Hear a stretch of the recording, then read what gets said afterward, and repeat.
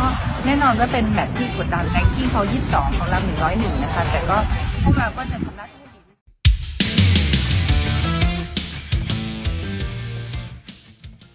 Madam Pang mengucapkan satu kalimat yang langsung bikin heboh Asia. Ia menyinggung Arab Saudi dan menyebut Indonesia bukan lagi tim biasa.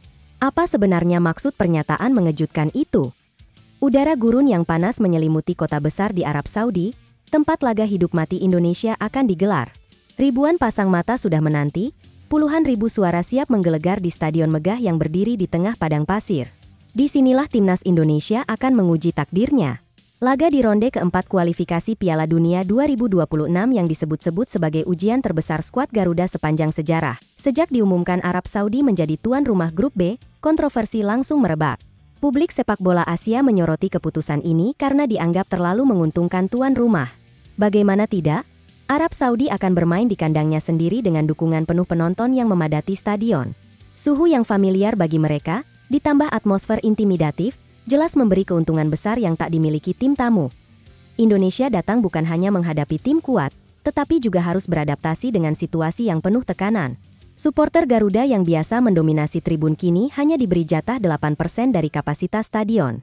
Dari total 60.000 kursi, hanya sekitar 5.000 tiket diperuntukkan bagi merah putih. Bagi ribuan diaspora yang ingin hadir, ini bak tamparan. Mereka dipaksa menerima kenyataan pahit bahwa sorakan akan kalah jumlah, namun di balik keputusan itu, semangat justru semakin membara. Para suporter Indonesia percaya, meski hanya 5.000 orang, nyanyian mereka bisa lebih keras dari puluhan ribu jika diiringi 2 jutaan rakyat dari tanah air. Inilah yang membuat atmosfer jelang laga semakin syarat makna. Ini bukan sekadar pertandingan sepak bola, melainkan simbol perjuangan bangsa kecil menantang kekuatan besar. Kecurigaan semakin meningkat ketika AFC menunjuk wasit asal Kuwait untuk memimpin laga Indonesia melawan Arab Saudi, bahkan juga melawan Irak. Publik tanah air gusar, menganggap keputusan itu jauh dari kata netral. Apalagi Kuwait dikenal punya kedekatan politik dan budaya dengan Saudi. Media sosial pun ramai, mempertanyakan mengapa bukan wasit dari kawasan Asia Timur atau konfederasi lain yang lebih netral. Sorotan makin tajam ketika beberapa analis menyebut bahwa laga ini berpotensi diwarnai keputusan kontroversial. Dari kartu kuning cepat, peluit pelanggaran ringan, hingga potensi penalti yang bisa saja menguntungkan tuan rumah. Narasi besar pun terbentuk. Indonesia bukan hanya melawan 11 pemain di lapangan, tetapi juga menghadapi panggung yang sudah diatur sejak awal. Di tengah situasi panas itu, muncullah suara mengejutkan dari sosok karismatik asal Thailand, Madam Pang. Wanita berpengaruh yang dikenal lantang dan tegas ini memberikan komentar yang langsung menggemparkan publik sepak bola Asia. Dengan gaya khasnya, ia menegaskan bahwa segala bentuk tekanan di luar lapangan hanyalah tanda bahwa lawan benar-benar takut pada Indonesia. Menurut Madam Pang, tidak mungkin Arab Saudi sampai mengatur begitu banyak hal jika Indonesia dianggap tim biasa saja. Justru semua ini adalah pengakuan bahwa Garuda kini ancaman nyata di Asia. Kalimat ini segera menjadi viral, memicu semangat baru baik bagi pemain maupun suporter. Dunia seperti tersadar bahwa kekuatan Garuda kini sudah diakui bahkan oleh tokoh penting di kawasan. Komentar itu juga memberi pesan psikologis mendalam bagi skuad Garuda. Jika tekanan datang begitu besar, artinya mereka sudah dipandang berbahaya. Maka cara terbaik untuk menjawab adalah menunjukkan keberanian di lapangan. Jangan gentar pada sorakan lawan, jangan goyah pada keputusan wasit. Mainlah dengan hati, dan biarkan dunia menyaksikan Garuda membelah langit. Madam Pang juga menekankan bahwa dalam sepak bola Asia, permainan di luar lapangan bukan hal baru. Arab Saudi punya kekuatan finansial, politik, dan pengaruh besar. Tapi Indonesia punya sesuatu yang lebih hebat, cinta rakyatnya. Dukungan dari Sabang sampai Merauke yang tak bisa dibeli dengan uang. Inilah senjata sejati yang membuat Garuda bisa tetap tegak bagi suporter Indonesia. Komentar itu seperti embusan angin segar di tengah panasnya gurun. Mereka kembali yakin bahwa meski jumlahnya terbatas, suara mereka akan bergema hingga tanah air. Nyanyian di stadion akan menyatu dengan 2 jutaan orang yang menonton dari rumah. Seakan seluruh bangsa berdiri di belakang Garuda, mengirim energi untuk melawan intimidasi kini, semua mata tertuju pada bagaimana timnas Indonesia akan menjawab tekanan besar ini. Publik sadar, akan ada drama, akan ada intrik, dan mungkin keputusan kontroversial. Namun kunci kemenangan terletak pada mental.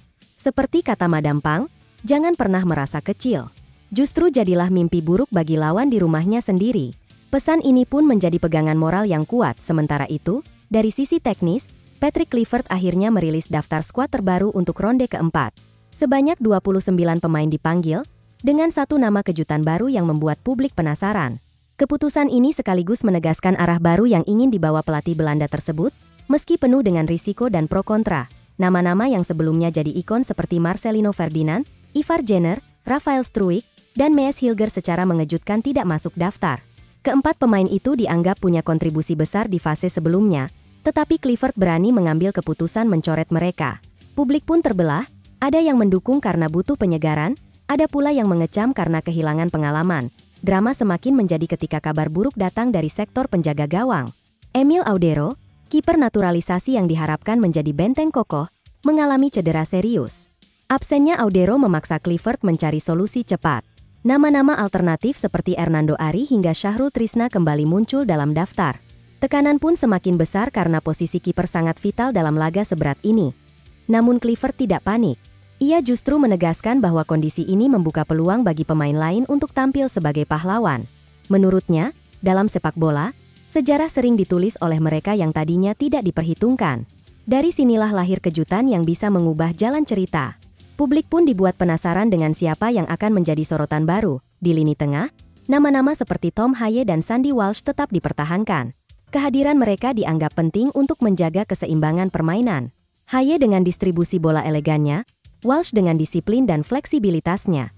Kombinasi ini menjadi tulang punggung yang diharapkan bisa menahan gempuran Arab Saudi sekaligus membangun serangan balik berbahaya. Sementara di lini depan, Kluivert tetap mempercayakan ujung tombak pada Ula Romeni dan Ragnar Oratmangoen.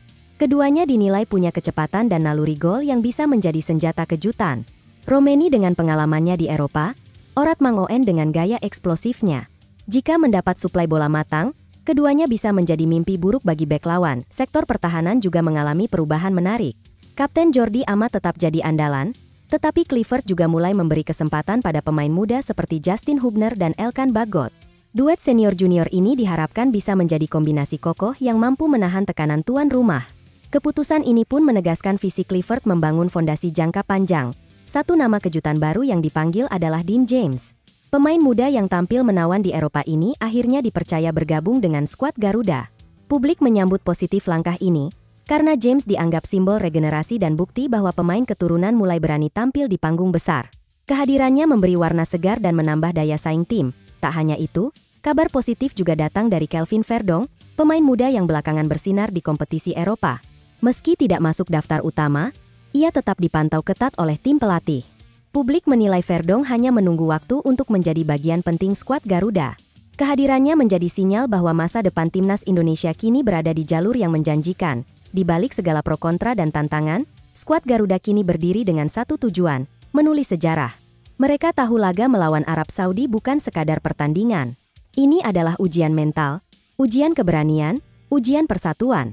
Dengan dukungan rakyat yang tak terbatas, dengan semangat yang sudah dibakar komentar Madam Pang, mereka bersiap membuktikan diri. Laga ini mungkin akan penuh drama. Mungkin ada keputusan wasit yang menyakitkan. Mungkin ada sorakan yang memekakan telinga. Tetapi Garuda diminta untuk tetap fokus, tetap tegak, dan tetap percaya diri. Karena dalam sepak bola, tidak ada yang mustahil ketika satu bangsa berdiri di belakangmu. Dan pada akhirnya, inilah saatnya Garuda membuktikan bahwa mereka bukan hanya peserta, tetapi penantang sejati. Bahwa meski melawan segala bentuk tekanan, mereka bisa terbang tinggi. Dunia sedang menunggu. Akankah Garuda menorehkan sejarah di tanah Arab? Atau justru tumbang oleh panggung yang sudah diatur? Jawabannya ada di kaki para pemain. Satu hal yang pasti, semangat ini sudah membara. Dari Jakarta hingga Jeddah, dari supporter kecil di desa hingga diaspora di luar negeri, semua hati menyatu. Indonesia bukan lagi tim kecil yang hanya numpang lewat. Garuda kini simbol perlawanan, simbol harapan, simbol keberanian. Dan tak ada yang bisa menghentikannya jika mereka percaya.